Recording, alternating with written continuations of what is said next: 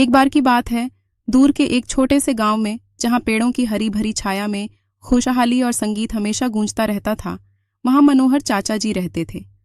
मनोहर चाचा जी गांव के सबसे ज्ञानी और प्रिय व्यक्ति थे। उनके पास एक अनोखी चीज थी, एक जादुई लैपटॉप, जिसे वे ज्ञान की कुंजी कहते थे। इस जादुई लैपटॉप में ऐसी अद्भुत शक्तियां थीं जो उन्हें किसी भी समस्या का समाधान खोजने, दूर दराज की जानकारी हासिल करने और अद्वितीय कहानियों को खोज निकालने में मदद करती थीं। गांव के बच्चे उनसे बेहद प्रेम करते थे, क्योंकि वह हमेशा उनके साथ अपने ज्ञान को साझा करते और उन्हें विचित्र और रोमांचक दुनियाओं में ले जाते। एक दिन बच्चों ने मनोहर चाचा जी से एक ऐसी कहानी सुनाने की इच्छा जताई जो उन्होंने पहले कभी न सुनी हो।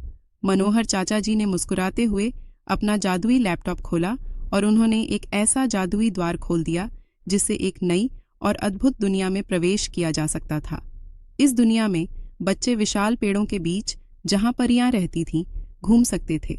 वे ड्रैगन से मिल सकते थे जो गुफाओं में सोते थे, और वे जादुई जंगलों का अन्वेषण कर सकते थे जहां हर तरह के जानवर बोल सकते थे। मनोहर चाचा जी ने उन्हें एक ऐसी कहानी सुनाई जिसमें वे सभी एक जादुई जंगल में एक खोए हुए खजाने की खोज कर रहे थे। इस यात्रा में उन्हें बहुत सारी चुनौतियों का सामना करना पड़ा, लेकिन उन्होंने सीखा कि सच्चा खजाना दोस्ती, साहस और ज्ञान में निहित है।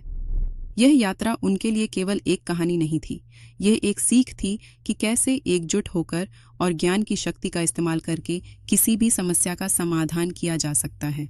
और इस प्रकार मनोहर चाचा जी और गांव के बच्चे हमेशा के लिए ज्ञान की तलाश में रहे, जिससे उनका बंधन और भी मजबूत हो गया।